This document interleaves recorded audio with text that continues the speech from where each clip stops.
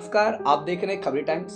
यहाँ वो हर खबर जो आपको रखे देश दुनिया से बेखबर। 135 करोड़ की आबादी वाला हमारा देश यानी भारत चीन के बाद आबादी में दूसरा सबसे बड़ा देश है। बात अगर करते हैं अर्थव्यवस्था की तो वर्तमान समय में भारतीय अर्थव्यवस्था की बढ़ती हुई छठी अर्थव्यवस्था में शुमार होने वाला है। 2024 का अगर आंकड़े की बात करें तो 2024 में भारत 5 अरब डॉलर का अर्थव्यवस्था करने वाला देश बन जाएगा। अब अगर बात करते हैं विश्व महामारी जो कि चीन के वुहान शहर से शुरू हुआ कोरोना, वो किस प्रकार से पूरे विश्व को अपनी जकड़ में लेता जा रहा है और किस प्रकार से कोरोना से संक्रमित मरीजों की संख्या दिन पर दिन बढ़ती जा रही है। भारत भी इसका छूता नहीं है।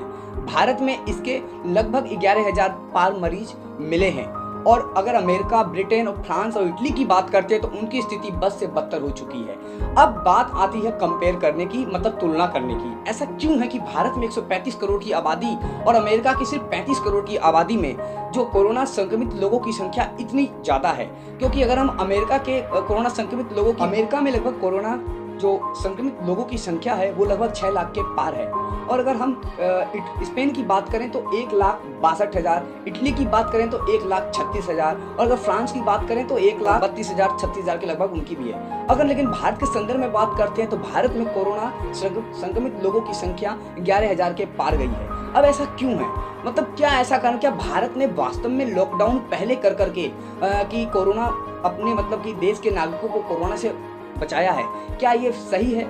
या हम अगर अमेरिका और यहाँ पे क्या हम अमेरिका, स्पेन, ब्रिटेन और फ्रांस को हम दोषी मान सकते हैं कि उन्होंने अपने नागरिकों की सुरक्षा की तुलना में उन्होंने अर्थव्यवस्था को पहले रखा? क्या यही कारण है भारत और अमेरिका में कि भारत में संक्रमित लोगों की संख्या कम है लेकिन अमेरिका में कोरोना संक्रमित लोगों की संख्या ज़्यादा है? तो इसका कारण अगर हम देखते हैं तो इसका सकारात्मक और नकारात्मक दो कारण हमारे सामने निकल। तो जो इसके जो सकारात्मक पहलू ये हैं कि जो भारत में जो कोरोना जो मरीज हैं उनकी संख्या कम इसलिए है क्योंकि ऐसा दावा किया जा रहा है कि भारत सरकार ने यानी केंद्र की सरकार ने लोग भांपते ही इन्होंने पूरे देश में, संपूर्ण देश में लॉकडाउन का आह्वान किया था और तब से और उस समय तक अमेरिका, ब्रिटेन, फ्रांस ने ऐसा नहीं किया था और लगभग भारत में लॉकडाउन के बाद लगभग 20 दिनों के से 3 सप्ताह के बाद वहाँ पर लॉकडाउन किया गया। तो अब अगर इसका नकारात्मक पहलू देखते हैं तो नकारात्मक पहलू ये कहता है कि नहीं, ये गलत है और अमेरिका में और ब्रिटेन में और फ्रांस में, इटली में वहाँ पे इसलिए कोरोना पॉजिटिव ज़्यादा मिल रहे हैं, इसलिए वहाँ पे लोगों की संख्या ज़्यादा मिल रही है क्योंकि वहाँ पे टेस्ट ज़्यादा हुए हैं। अब भारत में टेस्ट कम हुए हैं। अमेरिका में अगर देखा जाए तो 10 लाख आबादी पर 7,181 टेस्ट हुए हैं। यही अगर इटली में देखा जाए तो 11,114 टेस्ट हुए हैं। यही अगर ब्रिटेन में देखा जाए तो लगभग 15,000 के पार टेस्ट हुए हैं। लेकिन यदि हम भारत के संदर्भ में बात करते हैं तो भारत में लगभग प्रति 10 लाख आबादी पर 129 टेस्ट हुए हैं। तो क्या हम इसका कारण हम क्या देख सकते हैं? तो इसके सकारात्मक और नकारात्मक दो पहलू हमारे सामने निकल कर आए। कोरोना संक्रमण 4 चरण बताए गए हैं। पहला चरण कहा गया है कि जो विदेशों से बीमारी लेकर के देश में आए हैं। दूसरा चरण बताया गया है कि जो उनके संपर्क में आए हैं और उनसे जो संक्रमित हुए हैं वो कि कोरोना संक्रमित व्यक्ति हैं। और तीसरा चरण बताया गया है कम्युनिटी ट्रांसमिशन का, यानी कि सामुदायिक स्तर पर, यानी बहुत सारे लोगों में फैलना उस बीमारी का। चौथा जो स्तर है वो बहुत ही गंभीर है, वो स्थानीय स्तर पर। तो अभी जो भारत जो है दूसरे स्टेज में है। अगर अब हम यहाँ पे हमें ये सोचना होगा कि भारत अगर कम्युनिटी ट्रांसमिशन में आता है यानी सामुदायिक स्तर पर आता है तो क्या भारत इसमें सक्षम है?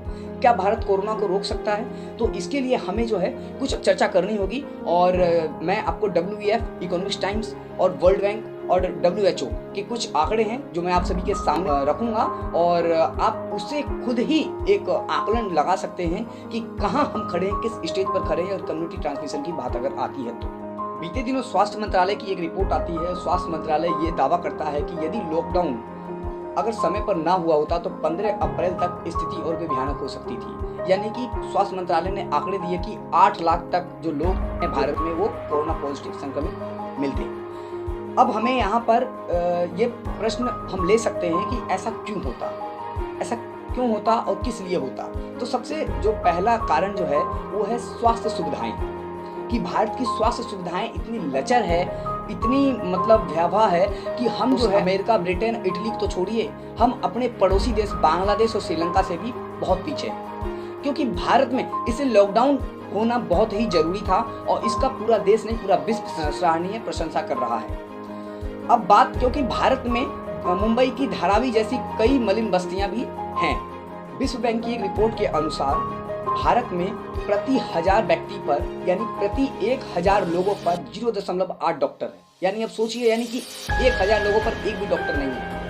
दूसरी स्थिति और भी भयानक हो जाती है जब प्रति 1000 व्यक्ति पर 1.7 नर्सेस हमें मतलब आंकड़ों के अनुसार से 1000 जनसंख्या पर 1.7 नर्स है। और अगर हम चिकित्सा बेड की बात करते हैं तो वो प्रति 1 लाख लोगों पर 2.3 बेड उपलब्ध है हमारे अस्पतालों में, हमारे भारत के अस्पतालों में। अब अगर चाइना की बात करते हैं तो चाइना के पास प्रति 1 लाख आबादी पर 3.6 बेड है।